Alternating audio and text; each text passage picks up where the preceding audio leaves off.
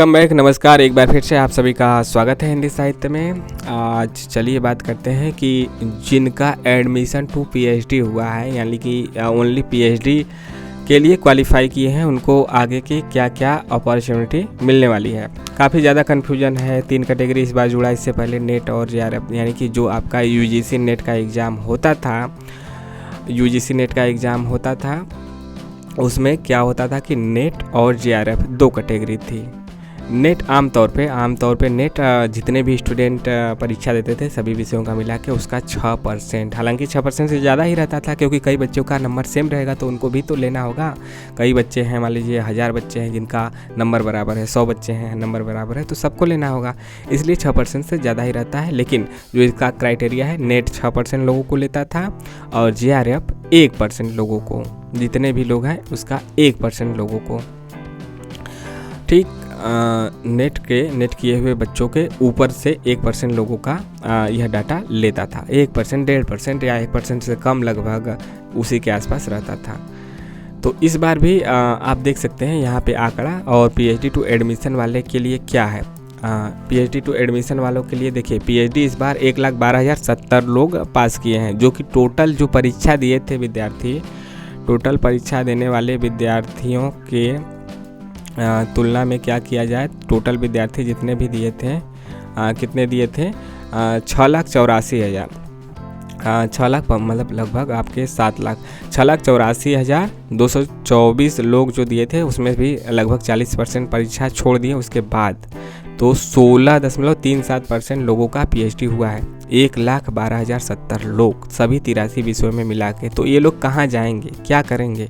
देखिए, जो यह केवल आप मान के चलिए कि इनका नेट नहीं हुआ है, इनका जेआरएफ भी नहीं हुआ है, यानी यह असिस्टेंट प्रोफेसर के लिए एलिजिबल नहीं है, ओनली टू पीएचडी वाले, और इनकी वैलिडिटी 1 साल है। तो 2-3 बातें ध्यान से सुनिए। यह नेट इनका नहीं हुआ है, यानी यह असिस्टेंट प्रोफेसर का फॉर्म नहीं भर सकते हैं, और इनकी वैलिडिटी 1 साल है, और केवल यह पीएचडी में एडमिशन लेने के लिए एलिजिबल है। यदि यह पीएचडी करना चाहते हैं तो पीएचडी की जो यूनिवर्सिटी फॉर्म निकालती है उसका फॉर्म भर के, यानी वह फॉर्म भरने के लिए एलिजिबल है। पहले क्या होता था कि वह फॉर्म भरते थे और परीक्षा देते थे, इंटरव्यू देते थे, फिर उसके बाद मेरिट लिस्ट में नाम आता था, तब वह एडमिशन लेने के लिए एलिजिबल होते थे। अब उसी को जो परीक्षा देते थे, एंट्रेंस एग्जामिनेशन, नेट और जेआरएफ वाले तो मान लीजिए कि नहीं देते थे। जो यूनिवर्सिटी अपना बना दी थी कि उन्हें देना ही देना है, तो वहाँ पे देना ही होता था, लेकिन जेआरएफ वालों को तो नहीं देना होता था। नेट वालों को कहीं कहीं देना होता था, कहीं नहीं देना होता था, सेंट्रल में देना होता था, स्टेट वालों में नहीं देना होता था। तो वह नियम था। लेकिन पीएचडी वाले जो मतलब एमए कर लिए हैं, सीधे पीएचडी करना चाहते हैं, तो उन्हें एंट्रेंस देना पड़ता था। एंट्रेंस दिए, अच्छा नंबर आया, इंटरव्यू अच्छा गया, तो उनका हो जाता था। तो उसी को एनटीए ने किया है कि वह परीक्षा ना देना पड़े। वह परीक्षा समाप्त करने के लिए आपको इसी नेट की परीक्षा में भी यह तीसरी कैटेगरी पीएचडी जोड़ दी गई है, ताकि वह परीक्षा आपको वहाँ पे फिर यूनिवर्सिटी, अलग अलग यूनिवर्सिटियों का ना देना पड़े।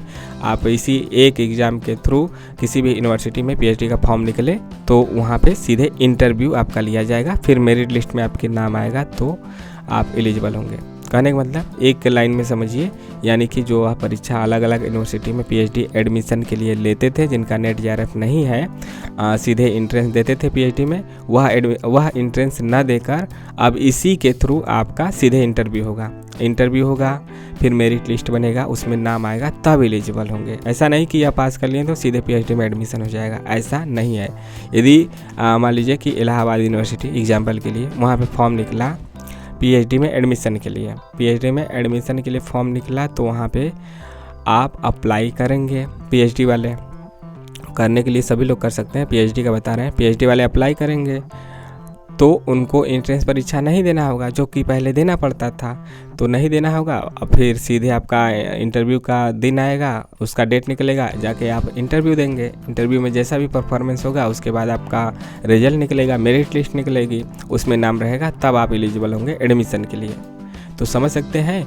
तो पीएचडी एडमिशन के लिए तो ठीक है, उसमें भी जद्दोजहद है। वहाँ पे आप अच्छा करते हैं, नाम आता है, तब जाके एडमिशन मिलेगा। ऐसा नहीं कि बस कर लिए तो मिल गया, ठीक है। और उसमें भी नेट जेआरएफ के बच्चे हैं तो फिर उनको पहले जेआरएफ वालों को वरीयता दी जाएगी, फिर नेट वालों को दी जाएगी, फिर पीएचडी वालों को दी जाएगी।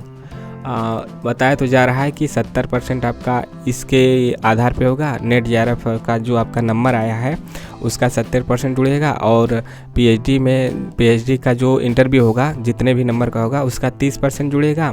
और यहाँ पे आपका जो 300 नंबरों में आप नेट जेआरएफ में नंबर पाए हैं उसका 70% जुड़ेगा। दोनों को मिला के मेरिट लिस्ट बनेगी, फिर उसके आधार पे आप उसमें आते हैं तो आपको लिया जाएगा। तो जेआरएफ नेट के बच्चे हैं तो उनका नंबर तो ऑलरेडी ज़्यादा है पीएचडी वालों से, तो अधिकतर तो उन्हें ही एडमिशन मिलने का चांस रहेगा। तो मिला जुला के पीएचडी का उतना बेनिफिट नहीं है, जो सीधी बात है पीएचडी का। लेकिन आप इंटरव्यू में अच्छा करते हैं, ज़रूरी नहीं कि हर जगह नेट जेआरएफ के बच्चे हो वह इंटरव्यू में अच्छा करे ही, तो आपका भी हो सकता है इंटरव्यू में अच्छा आए तो ज़्यादा चांस बनेगा, ठीक है। तो यही अपॉर्चुनिटी है, बस यही अपॉर्चुनिटी है, यानी कि पीएचडी में एडमिशन लेने के लिए। लेकिन ऐसा नहीं कि लड़ाई ख़त्म हो गई, वहाँ पे भी आपको जद्दोजहद करने के बाद ही एडमिशन मिलेगा। आई होप यह आप सभी लोग समझ गए होंगे। और चलते चलते आप यह देख लीजिए कि जेआरएफ इस बार टोटल 83 सब्जेक्ट में 6,84,224 लोगों ने परीक्षा दिया। जेआरएफ हुए 4,970 लोग, जो कि टोटल परीक्षा देने वालों का 10.72% है। तो वहीं 1% या 1% से कम उसी के आसपास लेते हैं। नेट 1% ले लेना चाहिए था इन लोगों को। नेट 53,694 लोग हुए हैं, टोटल परीक्षा देने वालों का 7.8%। वहीं पीएचडी 1,12,070 लोग हुए हैं, 16.37%। और यहीं पीएचडी का जो कैटेगरी रहा, इसमें बच्चे ज़्यादा पास करने के चक्कर में नेट और जेआरएफ का कट ऑफ आसमान छुआ। पेपर उतना अभी आसान नहीं था, मीडियम टू हार्ड था, मॉडरेट लेवल का था ज़्यादातर क्वेश्चन।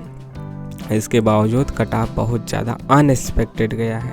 यहाँ पे सभी कई सालों से परीक्षा देने वाले और परीक्षा का एनालिसिस करने वाले सभी टीचर एक ही बात कहेंगे कि अनएक्सपेक्टेड कट ऑफ गया, काफ़ी हाई गया। इतनी उम्मीद नहीं थी, हाई जाने के कारण यही पीएचडी कैटेगरी था इसका शामिल किया जाना।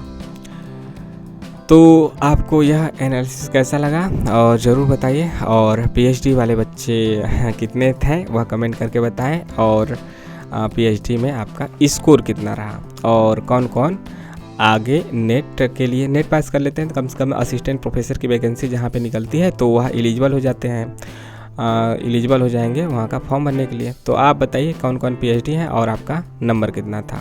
ठीक, मिलते हैं नेक्स्ट वीडियो में। जय हिंद, जय भारत। बाकी बच्चे भी बताते हैं जेआरएफ नेट वाले नाराज़ ना हो, वह भी अपना नंबर शेयर करें।